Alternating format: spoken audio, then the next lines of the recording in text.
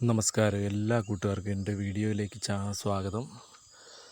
ഇന്ന് വീട്ടിലെ മീൻ കുളത്തിൽ മീനുകൾക്ക് തീറ്റ കൊടുക്കാനുള്ള പരിപാടിയിലാണ് ഇന്നിപ്പോൾ ഞാനുള്ളത്.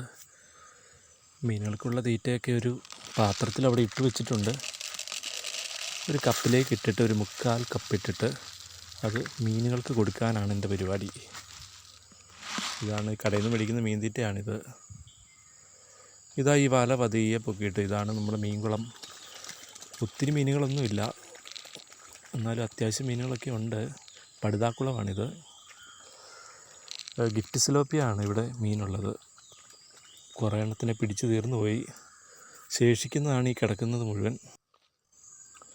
രാവിലെ മാത്രമേ മീന് തീറ്റ കൊടുക്കാറുള്ളൂ, ബാക്കി സമയങ്ങളിലൊന്നും കൊടുക്കുന്നില്ല. പിന്നെ വാഴയില വല്ലതൊക്കെ ഉണ്ടെങ്കിൽ കൊടുക്കും. ചേമ്പിലൊക്കെ ഉണ്ടെങ്കിൽ ഇടയ്ക്ക് കൊടുക്കും. ഇതൊത്തിരി വലിയ മീൻകുളമൊന്നുമല്ല. ഒരു 20 അടി നീളവും 15 അടി വീതിയും ഒക്കെയുള്ള ഒരു സാധാരണ മീൻകുളമാണിത്. വെള്ളത്തിനാണെങ്കിൽ 2 മീറ്റർ പരമാവധി ആഴമുണ്ട്, അത്രേ ഉള്ളൂ. നേരത്തെ പകുതി ഭാഗത്തോളം വെള്ളം ഉണ്ടായിരുന്നതായിരുന്നു. പിന്നീട് വെള്ളമൊക്കെ സ്വല്പം ചീത്തയൊക്കെ ആകാൻ തുടങ്ങിയപ്പോഴത്തേനും മീനിൻ്റെ എണ്ണം കുറഞ്ഞപ്പോഴത്തേനുമൊക്കെ കുറേ വെള്ളം പുറത്തേക്ക് കളഞ്ഞു എന്ന് വെച്ചാൽ ഈ വെള്ളം ഒരു വളവും കൂടെയാണ്. വാഴയുടെ ചുവട്ടിലും ഒക്കെ ഒഴിക്കാൻ കൊള്ളാം. അങ്ങനെ കുറേ വെള്ളം കളഞ്ഞു. ഇനി നമ്മുടെ കോഴികളൊക്കെ ഉണ്ട്. കോഴികൾക്ക് ഇനി കുറച്ച് തീറ്റ കൊടുക്കണം. കോഴിക്കൂട് രാവിലെ ഒന്ന് തുറക്കണം. ഇത് കുറച്ച് ഗോതമ്പാണ് കോഴികൾക്ക്.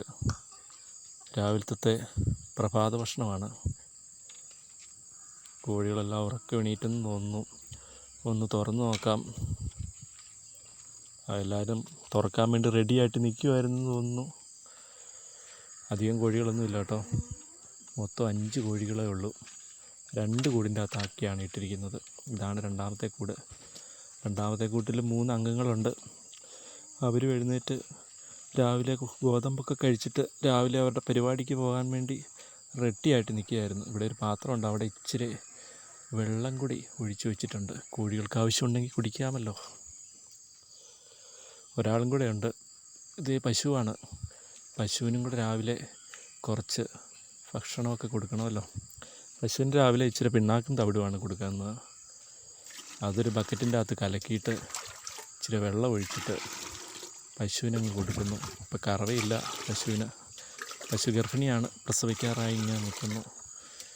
കറവയില്ലാത്തതുകൊണ്ട് പിണ്ണാക്കും തവിടുമൊക്കെ കുറച്ചാണ് കൊടുക്കുന്നത്. അപ്പം പശുവിനും കൂടെ ഇതാണ് പശുവിൻ്റെ ബ്രേക്ക്ഫാസ്റ്റ്.